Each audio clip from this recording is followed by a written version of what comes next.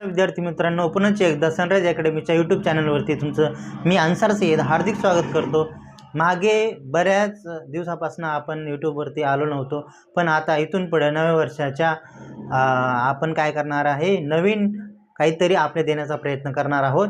आणि त्यासाठी मी आजचा दिवस निवडला आहे आणि आजपासून कंटिन्युअसली मी तुम्हाला दररोज एक लेक्चर घेणार आहे आणि आपल्या मराठीमधून इंग्रजी शिका या टॉपिकचा आपण काही भाग पाहणार आहोत। त्यामुळे तुम्हाला इंग्रजीमध्ये कसं बोलायचं, इंग्रजीमध्ये संभाषण कसं करायचं, इंग्रजीमध्ये कसं बोलायला शिकलं पाहिजे ते मी तुम्हाला सांगणार आहे। चला तर मित्रांनो, पाहूया आपण हा जो टॉपिक आहे हा एकदम इम्पॉर्टंट आणि एकदम बेसिक आहे आणि ह्या बेसिकमुळे तुम्हाला पुढे या basic step by step I will tell you all the things in our video. So subscribe our channel and watch the video till end.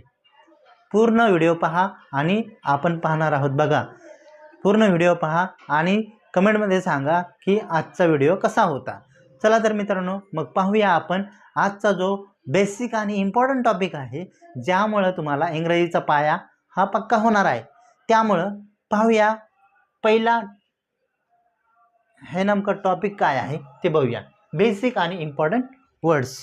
आता बेसिक आणि इम्पॉर्टंट वर्ड्स ह्यामध्ये काय असणार आहे, ह्यामध्ये इंग्रजी कशी बोलायची, इंग्रजी संभाषण कशी करायचे, इंग्रजीमध्ये रीडिंग जसं की रीडिंग आहे, लिसनिंग आहे, स्पीकिंग आहे, रायटिंग आहे, हे जे स्किल आहे 4 स्किल, ह्या 4 स्किलचा डेव्हलपमेंट ह्या बेसिक टॉपिकनं होत असतो।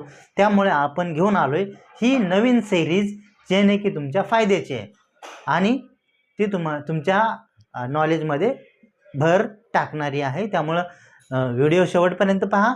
चला तर मित्रांनो, पाहूया आजचा टॉपिक।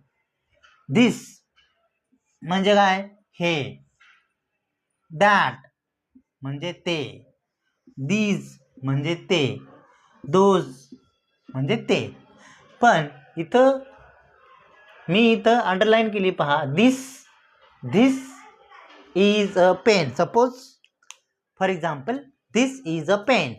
आता हा माझा पेन आहे, हा माझ्याकडे जवळ आहे, म्हणून याला आपण काय म्हणतो, this is a pen, this is my pen.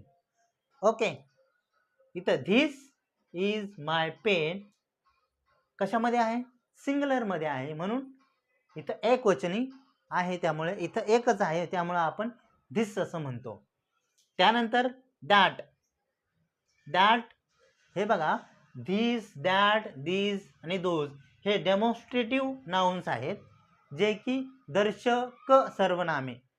काय दर्शक सर्वनामे, एखादी वस्तू किंवा एखादे व्यक्ती आपण दर्शवतो त्यावेळेला या दर्शक सर्वनामांचा वापर होतो। म्हणून आता इथे बघा, दिस आणि दॅट हे सिंग्युलर आहे, दिस आणि दॅट सिंग्युलर आहे। कसं पाहूया आपण, हे बघा माझ्या जवळ आता एक आहे, पेन आहे, this is a pen, this is a pen. आणि जर माझ्यापासनं जर दूर असेल तर दॅट इज अ पेन, समजतंय, दॅट इज द पेन। आणि दिस आणि दॅट झालं, आणि आता पाहूया दिस आणि दोज हे सिंग्युलर नाही आहेत, म्हणजे काय आहेत, प्लुरल आहे, म्हणजे अनेक वचने आहे। म्हणजे बघा, दिस सिंग्युलर, दॅट सिंग्युलर, पण कसं, दिस म्हणजे जवळ असणे, दॅट म्हणजे लांब। ओके, दूरची वस्तू दर्शवण्यासाठी दॅटचा वापर केला जातो, दिसचा वापर जवळची गोष्ट दर्शवण्यासाठी वापर केला जातो। आणि दीज वापरत असताना आपण कसं वापरतो, एखादी वस्तू आहे, जास्त आहेत, एकापेक्षा जास्त वस्तू असेल, अनेक वचने असेल, तर त्यावेळेला these are the pens, for example, these are the pens. आणि हे जर पेन जर माझ्यापासून लांब असेल तर those are the pens, okay, understood everyone? I hope you are understood.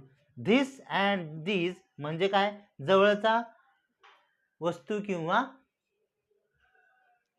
किंवा एखादी व्यक्ती दर्शवण्यासाठी वापरला जातो. दॅट अँड दोज दूरचे वस्तू किंवा व्यक्ती दर्शवण्यासाठी वापर केला जातो. इथं बघा उदाहरणार्थ नियर जर असेल तर धिस वापरली जाते सिंग्युलरमध्ये आणि प्लुरलमध्ये दीज वापरली जाते. फार म्हणजे लांब असेल एखादी वस्तू दॅट वापरली जाते सिंग्युलरमध्ये आणि प्लुरलमध्ये दोज वापरले जाते.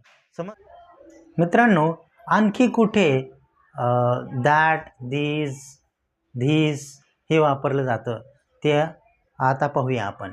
चला पाहूया.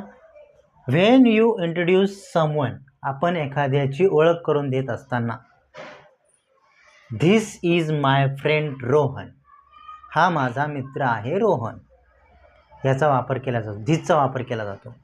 त्यानंतर these are my friend Rohan and Meena, म्हणजे सिंग्युलरमध्ये this is my friend Rohan एकटा असेल तर, आणि ज्या वेळेला दोन मित्र असतील तर these are my friends Rohan and Meena. Okay. त्यानंतर आणखी कुठे वापरलं जातं हे? ऑन टेलिफोन, म्हणजे टेलिफोनवरती संभाषण करत असताना hello this is Ansar, hello this is Ansar असं सांगितलं जातं किंवा म्हटलं जातं. On telephone hello this is Ansar, is that Shyam, तिकडे आहे का कोण, श्याम आहे का, असं. I hope you are understood this our topic. हा महत्त्वाचा टॉपिक आज आपण पाहिला. यानंतर नेक्स्ट व्हिडिओ डे 2चा पण येणार आहे. तोपर्यंत आपल्या चॅनलला जर आपण सबस्क्राईब केले नसेल तर सबस्क्राईब करून घ्या आणि नोटिसचं बेल आयकॉन प्रेस करा. आणि तुम्हाला हा व्हिडिओ कसा वाटला ते मला कमेंटमधून सांगण्याचा प्रयत्न करा. आणि कमेंटमध्ये व्हिडिओ कसा झाला, व्हिडिओ कसा वाटला हे सांगा. धन्यवाद.